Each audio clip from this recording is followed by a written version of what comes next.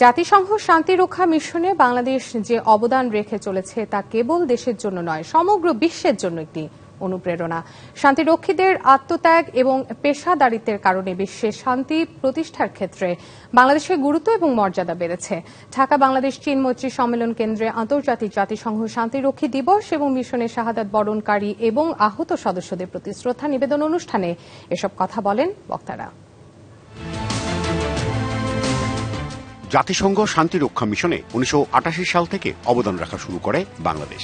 এরপর থেকে বিশ্বের বিভিন্ন সংকটপূর্ণ অঞ্চল Congo, Darfur, Liberia, Haiti, Sierra Leone, দক্ষিণ সুদান, মালি সহ অনেক দেশে শান্তিরক্ষা কার্যক্রমে সক্রিয়ভাবে অংশগ্রহণ করেছে বাংলাদেশ।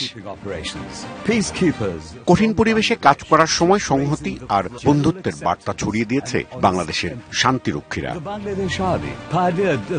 বিশ্ব শান্তিরক্ষার এই যাত্রায় 35 বছরে জীবন দিয়েছেন 168 বাংলাদেশি শান্তিরক্ষী, আহত হয়েছেন অন্তত 257 জন।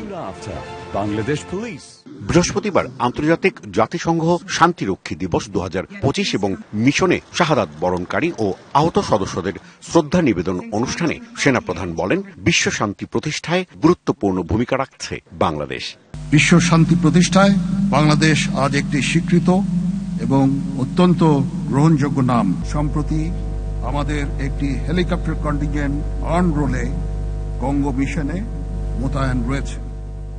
এছাড়াও সম্প্রতি পেরুভিয়ান আর্মিকে আমরা নিজেদের প্রযুক্তিতে তৈরিকৃত গাড়ি যান অনুদান হিসাবে হস্তান্তর করেছি। সেন্ট্রাল আফ্রিকান রিপাবলিকে আমাদের অনুদান ও তত্ত্বাবধানে একটি কমিউনিটি ক্লিনিক প্রতিষ্ঠিত হয়েছে। আমরা এভাবে সেবা প্রদান করে যাচ্ছি। অনুষ্ঠানে অর্থ উপদেষ্টা বলেন, মিশনে নতুন নতুন চ্যালেঞ্জের সাথে খাপ খাইয়ে নিতে হবে বাংলাদেশকে।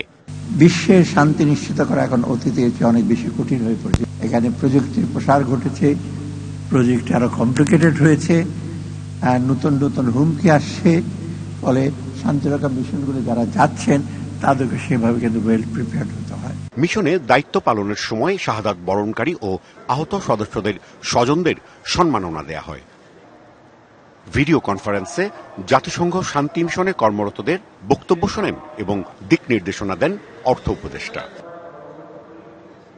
Rajib Ghosh, DBC News, Dhaka.